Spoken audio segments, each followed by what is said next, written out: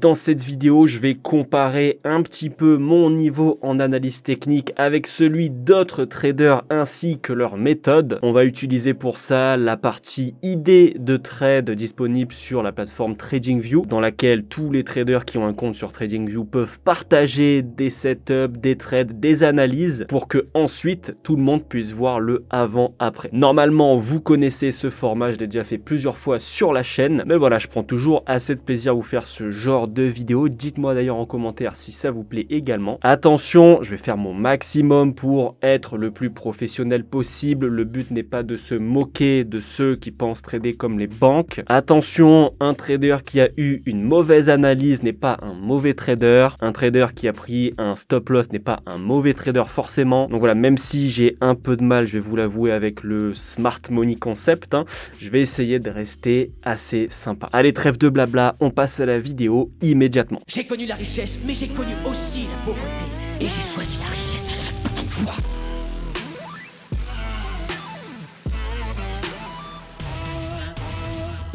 Ok, on commence avec la première idée, le premier trade en plus. Donc, alors là, je pense qu'on est sur du SMC. Alors, je vais essayer de pas me spoiler en bas, d'accord. Je vois qu'il y a quelques étapes de mise à jour. On voit qu'il y a une récupération de liquidité. Enfin bref, du coup, on est sur une vente sur le S&P 500 time frame. Je sais pas si on peut voir la time frame là actuellement. J'ai pas l'impression, mais bon. Donc, on est sur une vente S&P 500. Comme vous pouvez le voir, j'ai pas non plus énormément de matière pour moi pour analyser. Je veux dire, j'ai vraiment très peu de graphiques, mais selon moi, ça peut être une vente qui se valide. Pourquoi? Parce qu'on peut aller chercher ici un running. Alors, son stop loss, je sais pas, moi je l'aurais mis plus haut, je l'aurais mis au niveau de sa ligne verte là où il y a le OB. J'aurais mis un petit peu plus haut et le take profit aussi un petit peu plus bas tant qu'à faire. Mais je pense que la vente a de la chance de se valider. Maintenant, son stop loss, est-ce qu'il va être touché? Peut-être, si on va dire qu'il est dans le running flat auquel je pense ça devrait aller. Mais voilà, écoutez, on va le suivre sur ça, sur sa vente, et on va prier pour son stop loss. Et ben ça s'est plutôt bien validé, du coup bien joué à lui. On peut voir qu'on est bien allé chercher son take profit. On est revenu à son prix d'entrée au cas où il n'avait pas pris le take profit. Il y est retourné une deuxième fois, une troisième fois à son prix d'entrée pour faire encore une fois un take profit, une troisième fois. Donc rien à dire sur ce trade, encore une fois bien joué à lui. Ok, on passe à la seconde analyse. Donc pareil, j'imagine, dites-moi en commentaire si je me trompe pas, j'imagine que c'est du SMC quand on voit order block, tout ça et toutes ces petites abréviations, les trois lettres qui ressemblent à des pseudo-drappeurs. Maintenant, au niveau de la direction, donc là on est sur du NZD USD en 1 heure, on est sur une vente également. Alors qu'est-ce que j'en pense? Écoutez, j'ai pas d'indicateur sous les yeux avec moi, je peux pas en ajouter, mais à force de voir des structures combinées aux indicateurs, j'arrive à voir des fois, même sans indicateur, s'il y a une perte de momentum ou pas. Je sais pas si certains d'entre vous ont ce truc aussi, mais je pense que là il y a quand même une perte de momentum sur ces deux derniers plus bas. Au niveau de la structure, ça se voit. Donc étant donné qu'il y a moins de puissance à la vente que lui veut vendre, bon, il est déjà dans la vente apparemment, donc bon, tout va bien pour lui, mais son objectif est quand même plus bas. Moi je partirais plutôt sur un retournement. Si ce mouvement reste ou corrige un petit peu plus, je partirais plutôt sur un retournement plutôt que sur un nouveau plus bas. Donc mon pronostic à moi, ça va être son stop loss et pas du tout son take profit. On va voir si j'ai raison ou tort. À force de voir des structures combinées aux indicateurs, j'arrive à voir des fois, même sans indicateur, s'il y a une perte de momentum ou pas. Eh bien, j'ai eu tort, il a fait un super take profit, donc bien joué à lui. Il a fait un dernier plus bas avant de se retourner. Bien joué au SMC. Allez, on passe à la troisième analyse. Donc là, on serait sur du euro GBP pour un achat 1 heure. Maintenant, je pense qu'il n'a pas marqué ici. Je veux pas trop descendre pour pas me faire spoiler s'il a pris un take profit. Mais je pense qu'il est en buy limit. Et du coup, là, on serait sur quoi? Sur une trendline. Il essaye de prendre, je pense, un énième rebond sur la trendline. Après, les OB, tout ça. Peut-être order block, du coup, dites-moi si vous connaissez, vous, ce que veulent dire ces abréviations. Moi, je sais pas du tout. Donc, je pense qu'il va se servir quand même de la trendline pour aller chercher un up. Sauf que, pour moi, là, il corrige son impulsion baissière. Vous voyez un petit peu comme il a fait juste ici. On a eu une grosse impulsion baissière. Phase de correction, grosse impulsion baissière. Là, on a impulsion baissière. Une phase de correction, selon moi et selon ma méthode. Il y a des chances qu'on ait potentiellement un down, un gros down. Donc je partirai, encore une fois, je vais être contre le SMC, on va voir ce que ça donne. Je partirai pour un bon petit stop loss des familles. En plus, au niveau de la structure supérieure, si on prend tout ce mouvement comme impulsion, tout celui-ci peut être sa correction. Donc on peut même aller chercher vraiment les plus bas juste ici, 0,87 922. Donc pour moi, c'est un stop loss. Je vais pas être avec lui sur ce coup-là, sur l'achat. On va voir ce que ça donne. Bon, bah il est pas rentré dans le trade. Alors j'imagine qu'à partir d'ici, enfin j'espère pour lui, il a enlevé son ordre. Mais j'ai eu tort également. Le marché est monté. Il a fait même un nouveau plus haut. Bon, pour l'instant, je suis pas dingue en termes de forecast.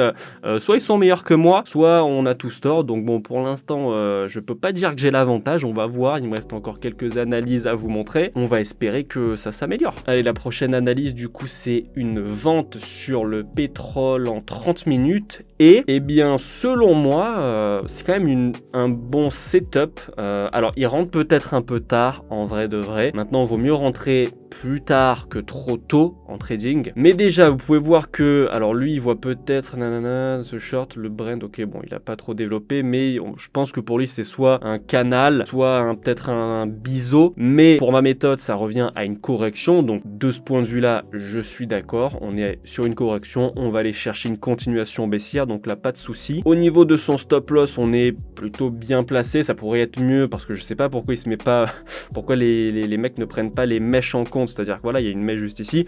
Pourquoi ne pas mettre le stop loss vraiment au plus haut du plus haut et pas mi-figue, mi-raisin. Mais bon, ça reste quand même un stop loss cohérent, bon, avec un petit ratio risk-reward. Mais la direction, selon moi, elle est bonne. Le stop loss, il est pas dégueu du tout. Donc écoutez, on va faire play. Je vais lui donner alors un take profit. Est-ce qu'il risque de faire take profit? Je pense qu'il a des chances de faire take profit parce qu'il n'est pas non plus immense son TP. Maintenant, le problème, c'est quoi? C'est qu'on est sur une grosse vente, un gros mouvement baissier depuis le jeudi 13 avril et lui rentre dans le trade le 18 avril sur du 30 minutes. Donc il y a eu un gros mouvement baissier avec des corrections qui n'ont pas été plus grosses que celles qu'il est en train de trader. Ça veut dire quoi? Ça veut dire qu'il peut partir dans son sens le trade et une fois qu'il a cassé le plus bas, faire la grosse correction qui va corriger tout le mouvement. Donc au niveau du take profit, c'est quand même risqué. Je dirais qu'il a 50% de chance de faire take profit, mais la direction pour moi elle est validée. Donc on va faire play immédiatement. Alors il est parti dans le bon sens. Vraiment, il avait fait peut-être 2/3 de son objectif et ensuite boum, il y a eu 3 bougies, le pauvre, qui l'ont déglingué.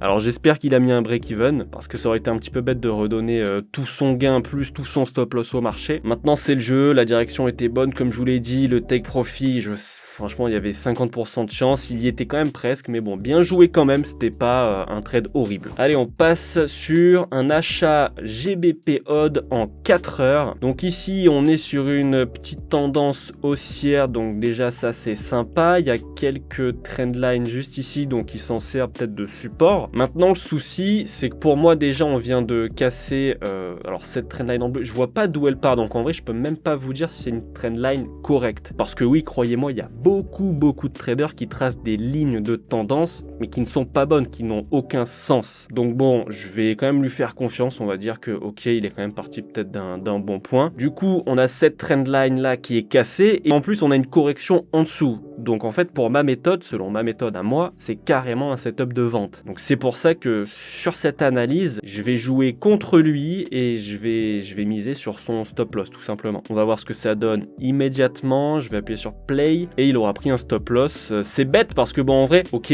bon, il a pris un stop loss, mais en vrai de vrai, j'ai pas non plus eu raison à 10 000%. Je m'attendais à un down certes, mais un petit peu plus prononcé que ça, et ce qui veut dire qu'en fait il aurait pu faire, alors pas de take profit, mais il aurait pu quand même faire un très beau trade si son stop loss avait été plus bas. D'ailleurs, je ne comprends pas pourquoi son stop loss était placé là, parce que même si on regarde juste avant ce qu'il y a eu, donc j'imagine qu'il s'est servi de la zone grise là, de ce rectangle gris pour sa zone de stop loss. L'erreur qu'il a fait, c'est qu'il a placé, je pense, son stop loss trop haut, parce que vous voyez bien qu'il y a des mèches qui viennent casser cette zone grise, et si on se sert de cette zone grise, moi j'en utilise pas du tout ce genre de zone, mais je me dis qu'à les utiliser, si on s'en protège, il faut s'en protéger à 100%, et donc si si on voit que les mèches viennent casser régulièrement cette zone-là, bah son stop loss doit être sous ces mèches-là. Mais bon, voilà, évidemment, quand on voit des trades passer, c'est toujours plus facile de critiquer, on est tous d'accord. Mais en vrai de vrai, c'est quelque chose que je vois souvent, c'est-à-dire des gens qui mettent ce genre de zone où les mèches viennent casser et ils mettent leur stop loss pile poil sur la zone sans prendre en compte que, bah, effectivement, il y a pas mal de fois où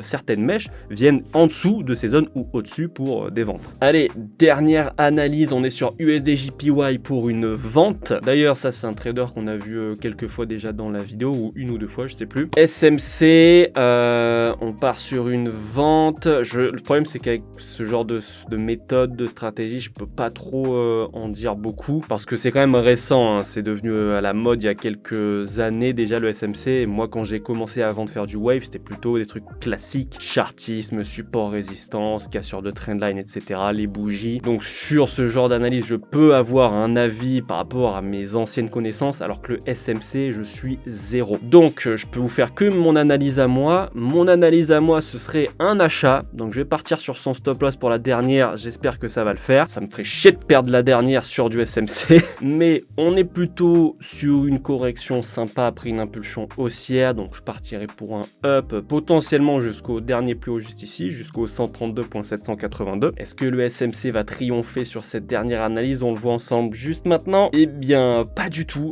Dieu merci. Énorme push. Il a pas eu trop le temps de réagir, j'imagine. Vraiment très très gros push. Alors, vous pouvez me croire, je ne m'amuse évidemment pas à regarder le résultat de l'analyse avant de vous faire la réaction. Là, j'ai eu raison. J'aurais très bien pu avoir tort, hein, parce qu'encore une fois, dans tous les cas, j'ai vraiment très peu de matière. Donc même si j'ai tort, ça me gêne pas vraiment. On va dire que je fais avec ce que j'ai pour ce genre de vidéo, donc c'est pas très grave, hein. J'ai pas un ego surdimensionné non plus.